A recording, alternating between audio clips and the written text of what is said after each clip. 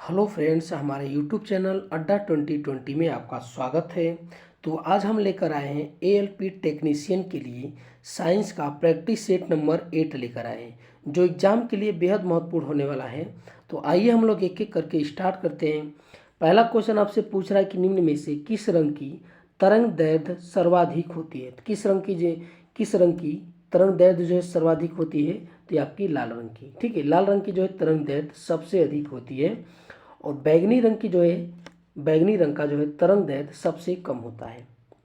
आगे क्वेश्चन है कि सूर्य के प्रकाश में किस रंग का प्रकीर्णन सबसे अधिक होता है।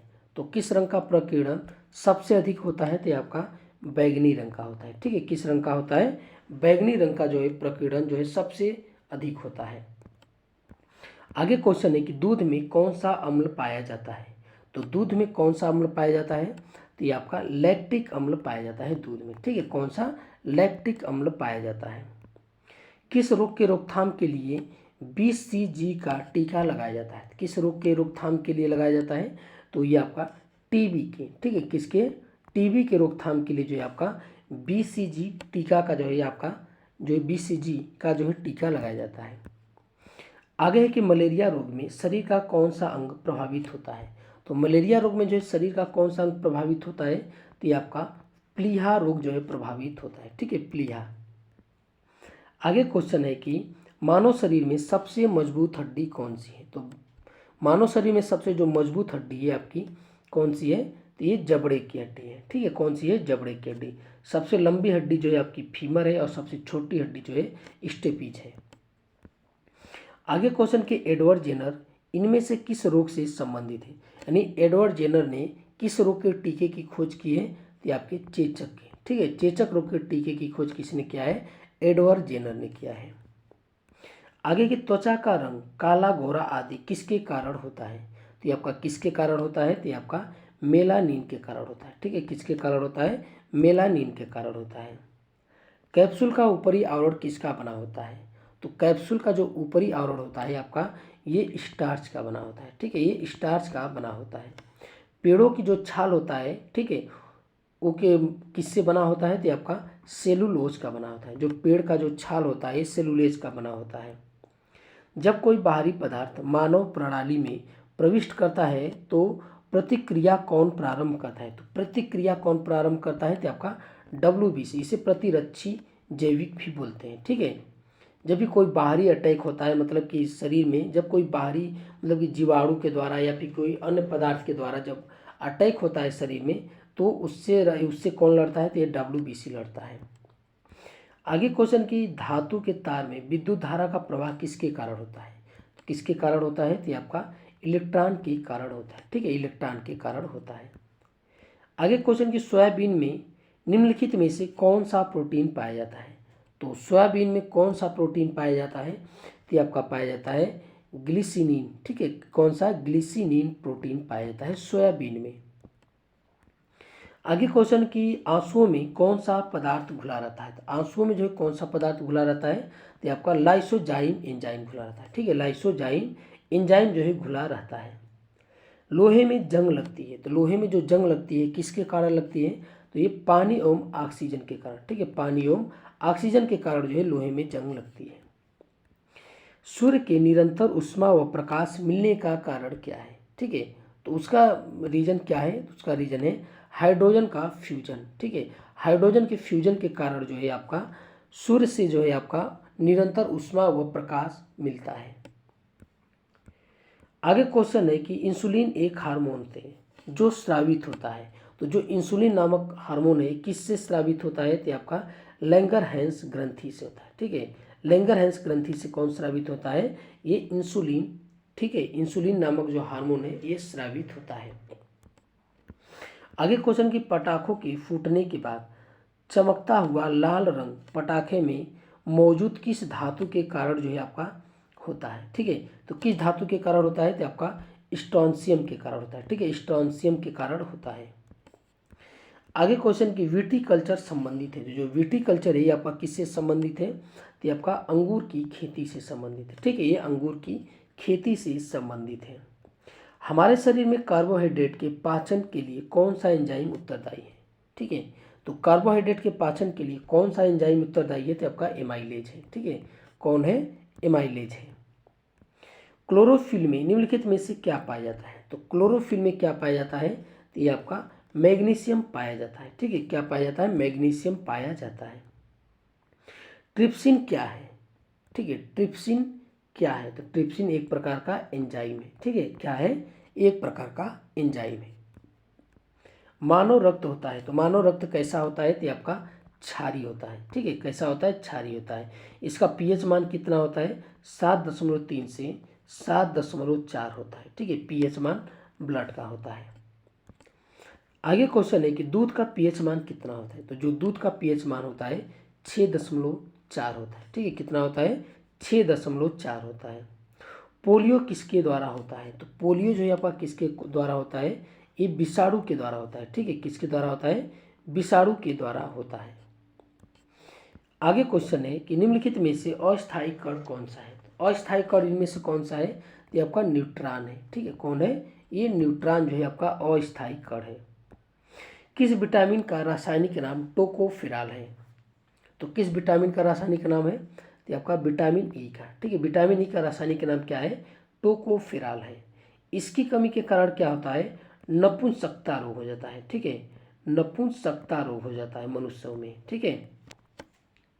और विटामिन ए की कमी के कारण कौन सा होता है? तो ये रतौंधी होता है, ठीक है। और विटामिन सी की कमी के कारण स्कर्वी नामक रोग हो जाता है। और विटामिन डी की कमी के कारण रिकेट्स होता है, ठीक है। रिकेट्स होता है। आगे हम लोग देखते हैं अगला क्वेश्चन कि जीन क्या है? तो जीन क्या है? तो ये आनुवंशिक गुणों का वाहक है जीन, ठीक है। आनुवंशिक गुणों का वाहक है जीन। मार्स गैस के नाम से जानी जाती है। तो कौन जो है मार्स गैस के नाम से जानी जाती है? तो ये आपका मीथेन है, ठीक है। मीथेन जो है आपका मार्स गैस के नाम से जानी जाती है। आगे क्वेश्चन कि आर्किमिडीज नामक प्रसिद्ध वैज्ञानिक ने कौन सा नियम प्रतिपादित किया था? तो कौन सा नियम प्रतिपादित किया था?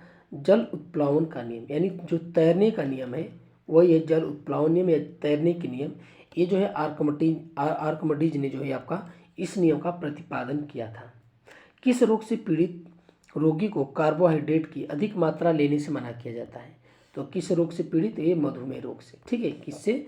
मधुमेह रोग से पीड़ित जो व्यक्ति होता है उसे जो है कार्बोहाइड्रेट लेने से मना किया जाता है।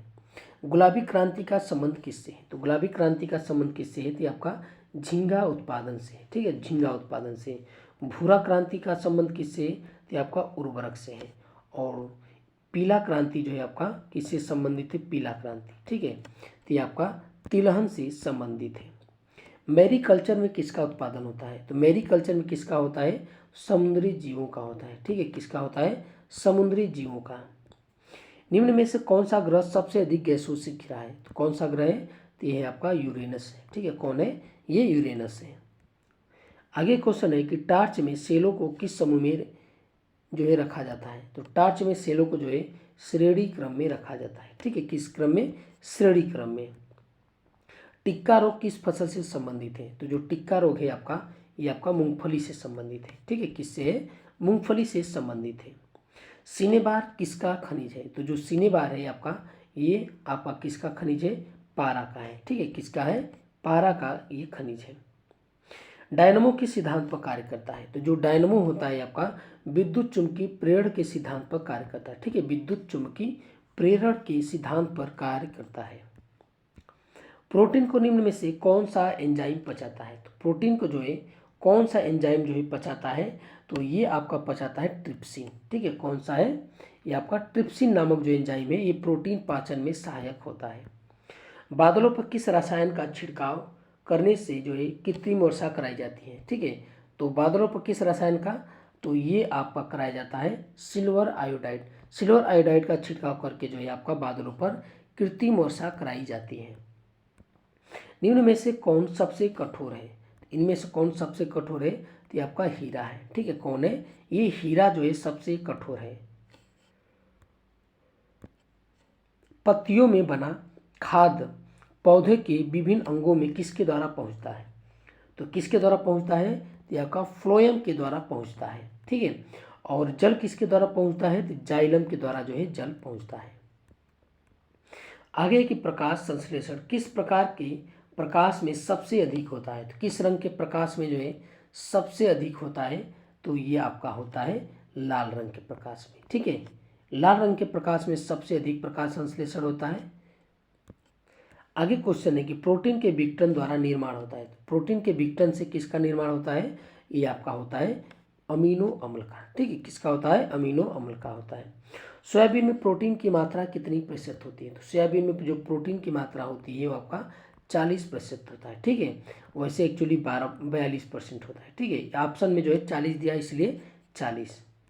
शुष्क वातावरण में उगने वाले पौधों को क्या कहते हैं, तो शुष्क वातावरण में उगने वाले पौधे को क्या बोला जाता है, तो आपका जेरोफाइट बोला जाता है। ठीक है, क्या बोला जाता है, जेरोफाइट बोला जाता है।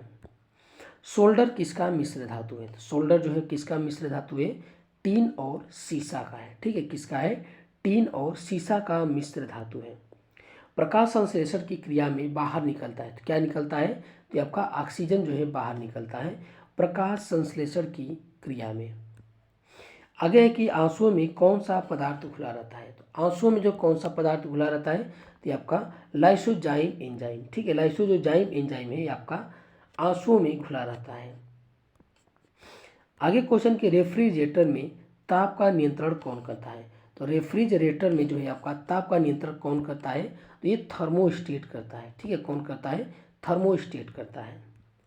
रासायनिक प्रयोग में उपयोग होने वाला लिटमस कागज किससे बनाया जाता है, तो रासायनिक प्रयोग में होने वाला जो लिटमस कागज पेपर होता है आपका, ये लाइकेन का बनाया जाता है। ठीक है, किसका बनाया जाता है, ये लाइकेन का बनाया जाता है।